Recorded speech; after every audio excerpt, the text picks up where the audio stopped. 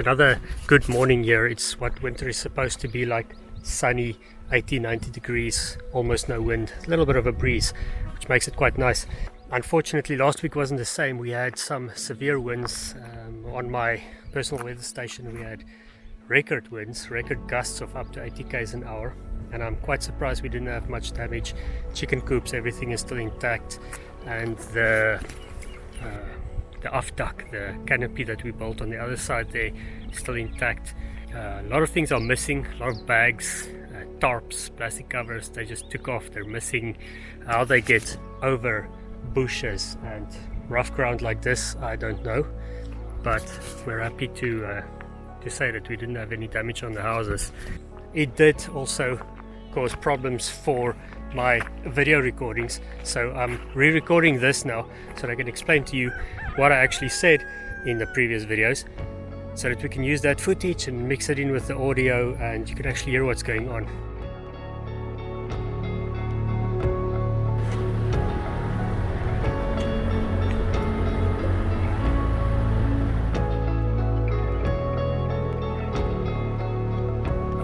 Let's just procured a few extra droppers. These are going to be added between the main stay poles. We didn't have enough of those, and I should have added more between the lengths.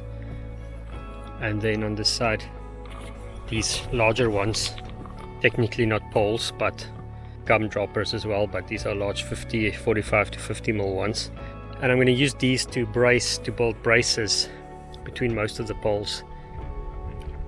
When I'm done with the bracing, the boxing, I'll grab some of the droppers and then start putting in droppers in these larger sections, and also replace the oversized old rotten wood poles there with proper droppers. I didn't put those in, I wouldn't do that, I don't want that. And things like this, which I also didn't do but that I want to replace. Let's put in some proper droppers here. I mean, what is this? And so as it turns out, the folks that we got in to help us out a bit with the welding, the metalwork, they tried to help in other aspects. Unfortunately, things got messed up quite a bit on the whole scale of things. Poles were knocked over, over tightening on some areas of the fence where the poles weren't deep enough, pulled out anchors. So there was a lot of things I had to repair, and the whole welding project is a do-over. The welding that was done there was completely unusable. There's just a bunch of slag on all the metal parts, almost no welding done. Areas that had welding, that had proper metal welding on it, was just stacked. So most of the hinges just came off. I could pull off most of the threaded rod by hand. When I mounted some gates, they just fell off. And I noticed some other problems with the square tubing as well for the fencing. So I'm going to take the gates and the hinges and the threaded bar, which is used to go through the poles, to someone in the community that can help out and fix everything, fix the welding, put the hinges on properly, and then we can actually fit the gates.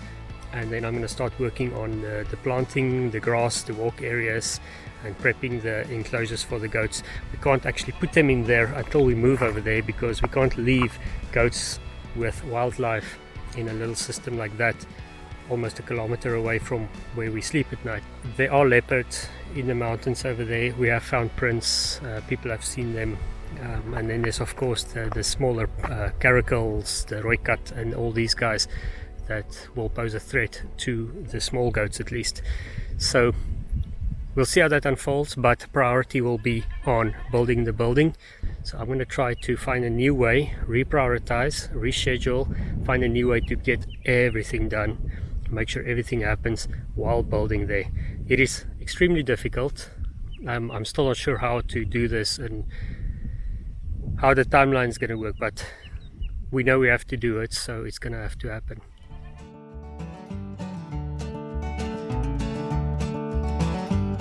Friday night we had pizza night over at Hein and Mienette. They've got the channel Going-galt, which I'll try to link up there if I can link to a channel. They are building a cabin on their own learning as they go, building self-reliance, building self-sufficiency as well. And the nice thing about this is when we get together, we get to share motivation, we get to remind each other that the tough, challenging days come and go, and that the journey keeps going on, and that we keep learning. So I'm pretty impressed with it. I can tell you that we needed to turn on 4x4 a few times to just get there and get out. So it's an interesting area, it's an interesting place, and a very interesting project as well.